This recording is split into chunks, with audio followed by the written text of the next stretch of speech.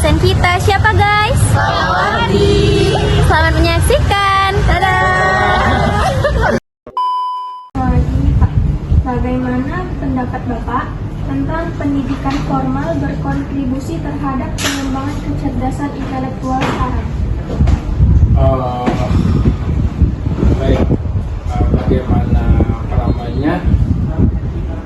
kecerdasan intelektual ya terhadap perkembangan dunia pendidikan sekarang. Jadi begini, kalau dilihat dari perspektif emosional bahwa pendidikan saat ini khususnya di kampus sebetulnya sangat berpengaruh terhadap kecerdasan intelektual karena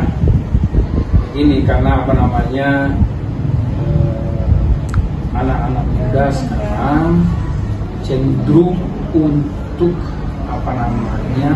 emosionalnya sebetulnya tidak terkontrol, beda dengan dulu. Pertama ya Pak contohkan misalnya terkait dengan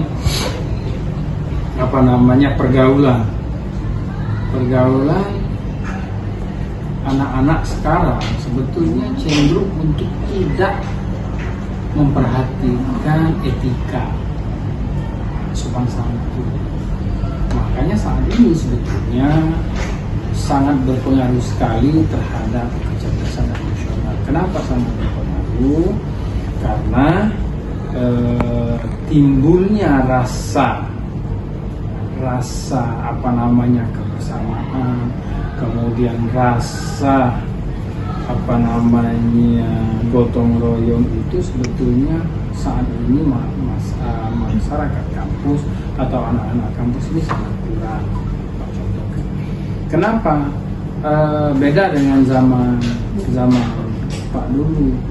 Kalau zaman Pak dulu itu satu dosen itu mengampu mata kuliah itu banyak. Tapi mungkin saat ini kan dosennya sudah kemudian sesuai dengan disiplin masing-masing. Kalau dulu itu dosen bahasa Arabnya satu, kemudian dosen bahasa Arabnya si A, Bapak A, kemudian tafsir Bapak A juga. Jadi akhirnya pendekatan secara emosional mahasiswa terhadap dosennya itu contoh ini sangat akrab, sangat dekat. Saat ini dosen dengan mahasiswa itu Pak rasakan itu sangat jauh. Ya mungkin karena satu semester itu misalnya 10 mata kuliah, semua dosennya berbeda. Ya kan? Nah kalau zaman Pak dulu 10 mata kuliah itu 5 paling banyak dosennya.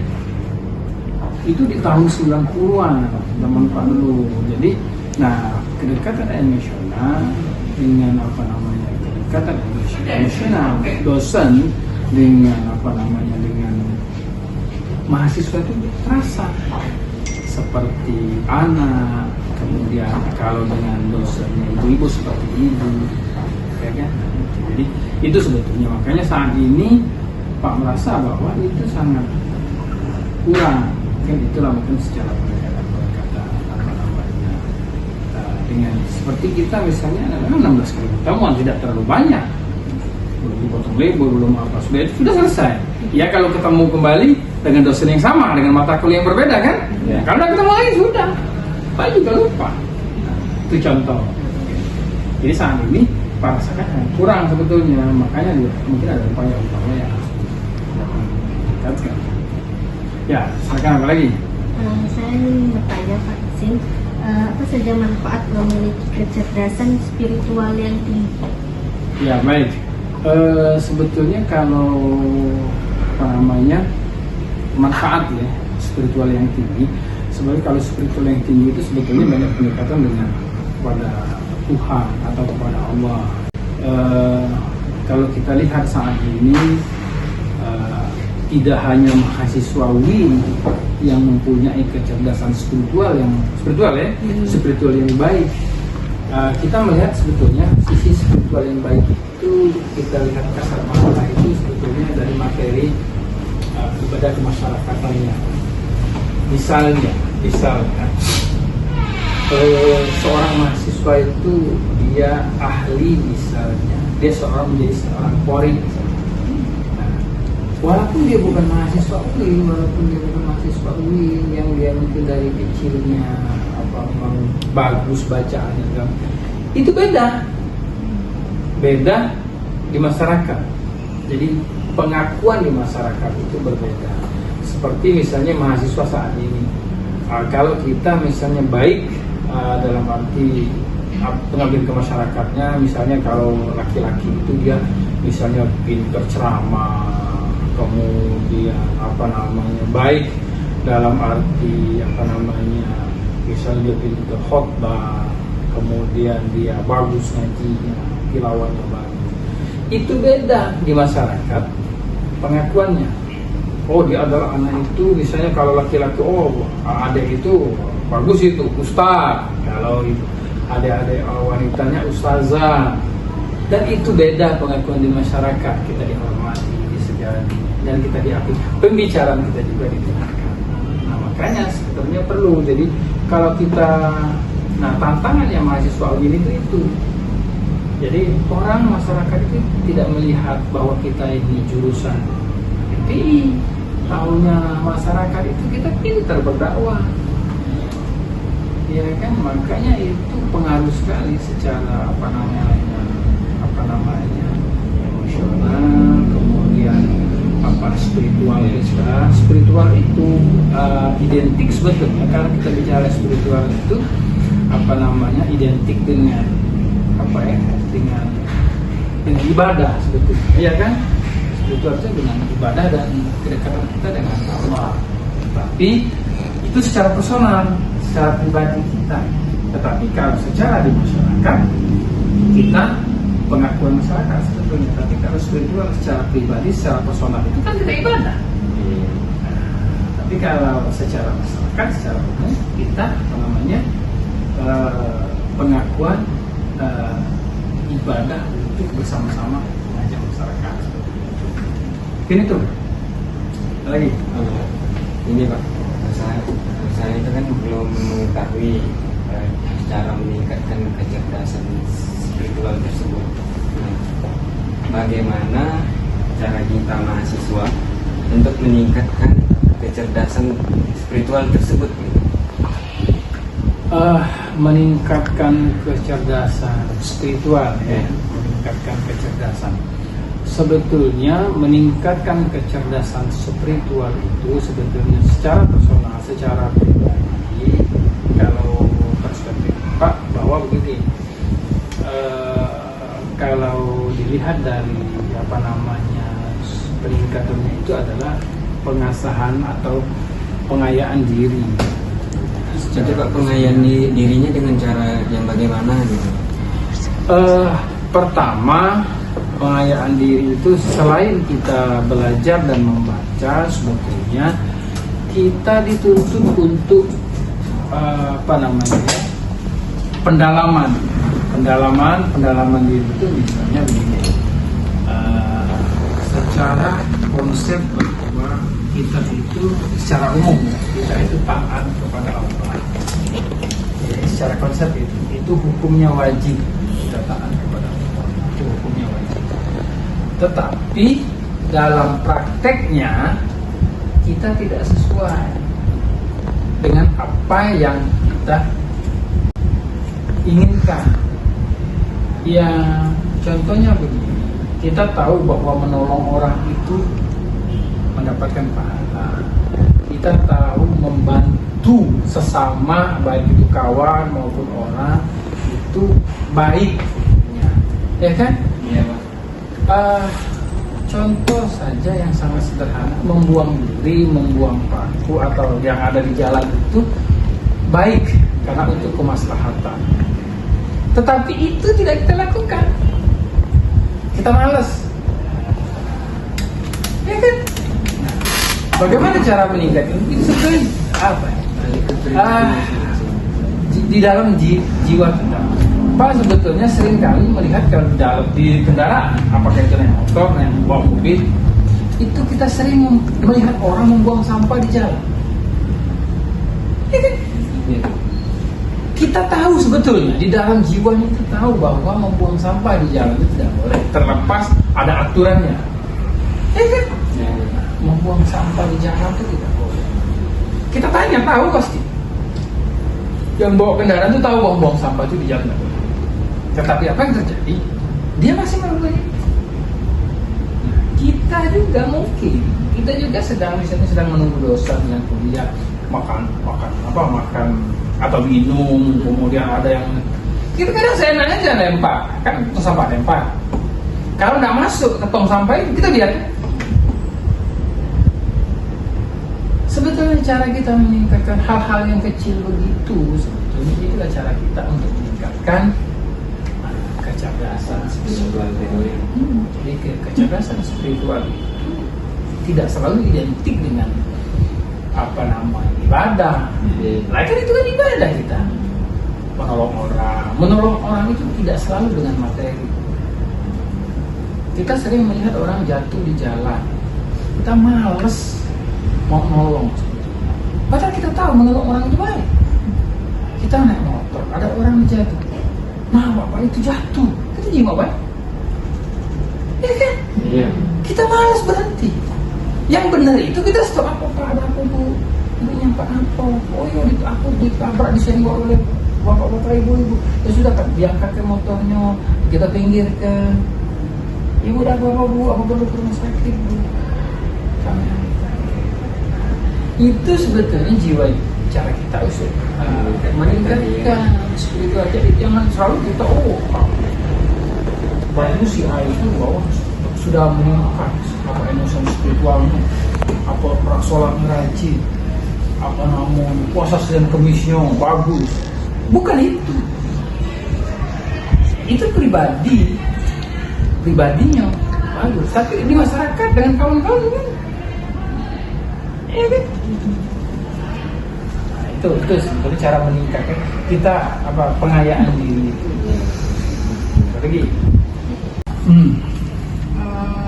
jadi dari tadi Bapak ngomong itu apa sih namanya? Apa perbedaan kecerdasan spiritual dan kecerdasan emosional? Kecerdasan spiritual dengan emosional. Perbedaannya ya, sebetulnya kalau emosional itu adalah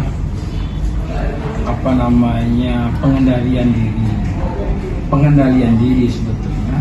Jadi itu kecerdasan emosional, jadi pengendalian diri. Spiritual itu sebetulnya identik dengan pengendalian diri, berbana ibadah itu sebetulnya. Jadi bagaimana Pak kecerdasan emosional dengan spiritual itu ketika digabungkan itu yang bagus itu. Jadi kita bisa mengendalikan diri secara emosi. Jadi tingkat penyadaran dirinya kita bagus. Jadi tidak, misalnya menyikapi sesuatu itu tidak selalu dengan emosi, tidak selalu dengan emosi, selalu dengan dengan bahasa orang tua itu sabar nak yo. Kemudian tunggu nak yo, kemudian itu bahasa orang tua itu ya. Kita ingat kalau di dusun-dusun di kampung-kampung itu, sabar nak yo, ini adalah ujian dari Allah. Tunggu nak yo, kita belum dapat rezeki. Kemudian tolong nak yo, itu orang tua kita kan. Itu sebetulnya bahasa dari nenek moyang kita. Bantulah nak yo. Kemudian ingat dengan Allah nak yo, sholatlah nak yo, ngapo kau belum sholat, kemudian ngapo belum puasolah kalau sudah waktunya, apalagi sudah balik, sudah gadis, sudah mimpi kalau lanangnya kan, kemudian sudah datang bulan menstruasi bagi wanita, ngapo belum ibadah, sholatlah. Itu bahasa orang tua mengingatkan anak. Sebetulnya mereka belum tahu dengan istilah kecerdasan, belum tahu dengan kepintaran, belum tahu dengan etika. Tapi apa yang disampaikan orang tua itu adalah etika, baik etika moral pribadi maupun etika terhadap orang lain. Nah, itu yang kalau kita itu sabar nak yo, kemudian sabar nak yo, ingatlah dengan Allah, jangan sakit itu. Apalagi kita misalnya ada musibah, itu sebetulnya pengendalian diri. Kita nangis, kemudian kita berontak, ya kan? Nah, apa orang tua? Sabar nak yo, tunggu. Kalau kita kepengen sesuatu, tapi orang tua kita belum ada duit, sabar nak ya, tunggu. Kakek, bapak dapat rezeki kita beli. Ya kan? Orang tua kita itu yang selalu diingatkan. Terus bahasa-bahasa itu teduh di dalam jiwa kita. Kemudian emosional secara spiritual. Sabar nak makanya Tuhan, sholat, puasa. Ikhlas orang tua kita kan. Ibadah, mintalah kepada Allah, insya Allah Allah tolong dan Allah akan memberikan rezeki dengan kita. Itu bahasa-bahasa orang tua itu adalah bahasa sebetulnya mengingatkan kita kecerdasan otak kita, otak kanan dan otak kiri itu bergerak. Ya Allah, ayo kita sholat sambil nangis, kemudian kita berdoa. Itu bahasa ngomong tua dengan anaknya, kemudian uak kita kalau orang tua kita ada lagi itu yang diingatkan kan. Ya, sudah sholat, kita doa, kita dengan Allah supaya bapak besok dapat rezeki yang banyak, kita bisa beli sepeda, beli mobil, beli motor. Sabar, kalau sekarang kita belum ada. Dan Pak, 30 tahun yang lalu itu sering disampaikan orang tua dan sampai saat ini dan itu Bapak, bagaimana seseorang dapat dikatakan cerdas secara intelektual? kalau orang itu bisa dikatakan cerdas secara intelektual, jadi pengertian cerdas secara intelektual itu apa yang Pak sampaikan tadi sebetulnya tidak identik dengan bahwa dia itu pinter, tidak identik dengan dia itu seorang profesor, dengan doktor. Itu sebetulnya bagian dari proses. Nah, dia bisa dikatakan berhasil secara intelektual apabila dia bisa menguasai diri, apabila dia bisa mengendalikan diri. Jadi contoh yang sederhana adalah bahwa dia bisa dikatakan secara cerdas secara intelektual apabila dia bisa berhubungan dan bisa bergaul dengan orang lain itu dengan baik dan benar. Nah, secara akademik misalnya dia sekolah, dia itu sudah selesai sekolahnya, apa tamat SMP, tamat SD, ya kan, tamat SMA sampai perguruan tinggi, itu bagian dari proses. Bukan dikatakan dia sudah berhasil secara intelektual. Tidak mesti orang berhasil secara intelektual itu baik. Ya kan, banyak orang pintar tapi tidak bisa. Yang ngebom-ngebom, yang maling-maling itu jangan dikira itu orang tidak pintar. Ya kan, yang nipu-nipu, yang maling, kemudian apa lagi, yang merusak di masyarakat itu bukan berarti dia tidak pintar. Sarjana bahkan ada yang di pasar, di apa itu, kalau kita tanyakan yang maling itu pintar secara sekolah, secara akademik dia pintar, tapi masih melakukan hal yang tidak baik, maling, kemudian bunuh orang, ngambil hak orang lain. Mungkin di kampus kemarin ada yang maling, dan pas kita cek mahasiswa, apa kurangnya coba? Mahasiswa selalu bergaul dengan orang-orang baik, mendapatkan pelajaran mata kuliah dari orang-orang baik, masih maling kan? Apakah itu bisa dikatakan dia berhasil secara intelektual? Jadi bukan kurang. Dia bisa berhasil, katakan dia berhasil secara intelektual apabila bisa mengendalikan diri secara baik dan benar dan bisa diterima di pergaulan masyarakat. Oke, apa lagi? Bagaimana peran tasawuf dalam menangani masalah-masalah spiritual maupun emosional dalam masyarakat modern pada saat ini? Kalau tasawuf itu, kalau kita mungkin ada referensi Imam Ghazali itu kan dia adalah bapak tasawuf, dia mau ditembak atau mau dibunuh di tempatnya, di rumahnya, dia masih berpikir, ya kan, kira-kira Itu di luar tuh ada mana? Menurut kau lihatlah apa namanya. Kalau Allah belum menghendaki, tidak akan terjadi, ya kan? Itu sebetulnya tasawuf. Tasawuf itu adalah apa ya? Hatinya selalu melekat hanya kepada Allah. Itu tasawuf. Kemudian bagaimana perannya ini saat ini?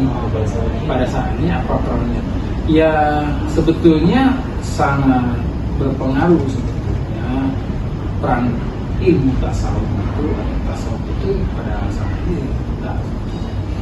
Jadi tasawuf itu pengendalian diri dan ingat selalu kepada Allah, dan dia selalu pasrah dengan Allah. Jadi bukan berarti dia tidak berusaha, tetapi saat ini beda. Kalau saat ini wajib usaha. Kalau dulu ada istilahnya sekali. Kalau dulu itu yang sering kita kenal banyak anak banyak ya kan? Semuanya itu Allah yang ngatur. Rezeki itu Allah yang ngatur. Semua kita ini pasti dapat rezeki, yang penting usaha. Bahkan kita tidak usaha pun Allah pasti kasih. Makanya dulu itu orang ada banyaknya anak 10, anak 15, anak 6, 5. Sekarang coba lihat, tidak banyak sekarang saudara-saudara kita kan. Pak tanya paling kamu berapa saudara? Ada cuma 2, ada yang tunggal, ada yang 3, 4 sudah tidak terlalu banyak sekarang kan. Saudara-saudara kan, kamu yang berapa coba? 3 paling 2. Nah tunggal malah kan 2, 3, apalagi 5 udah banyak sekarang. Dikit-dikit pakai 2. Ya artinya bukan berarti tidak percaya dengan Allah. Itu adalah peran sekarang. Kalau dulu tidak. Coba kita nenek-nenek kakek dulu, anak-anak banyak, karena mereka yakin bahwa Allah itu pasti kasih. Banyak anak, banyak rezeki itu. Arti maksud Pak itu adalah dia peran utamanya adalah kepada Allah, ya kan? Nah sekarang ini 2, bukan berarti tidak percaya dengan Allah, tapi mereka ini realita, apalagi di perkotaan realita.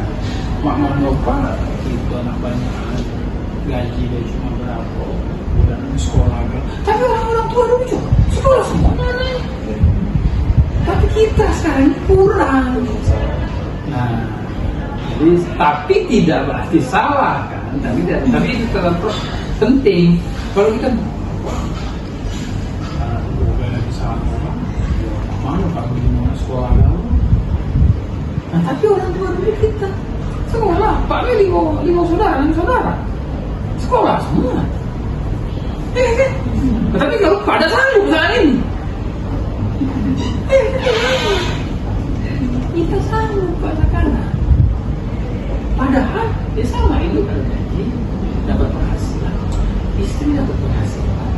Tapi karena apakah kurang? Nah, itulah sebetulnya peran tasawuf. Peran kita banyak diri kepada Allah, bagaimana mengembangkan diri itu, bagaimana hati-hati kita kepada Allah itu mungkin kita itu berat. Nah ini makanya sebetulnya saat ini kita banyak belajar sampai kita harus apa namanya banyak. Mungkin kita belum dekat dengan Allah kan? Sadarkan kita malam tidak banyak disadarkan, banyak HP itu, banyak megang HP. Kalau megang HP itu nonton YouTube, buka IG, buka TikTok, buka Snap, segala macam itu tahan berjam-jam. Coba kalau buka Al-Quran, selembar welangan tuh. Hah? Nah, coba kalau buka YouTube, buka IG, buka Snap, buka Telegram, segala macam itu tahan mata gitu. Berjam-jam, menarik kan? Konten-konten yang ditampilkan itu menarik.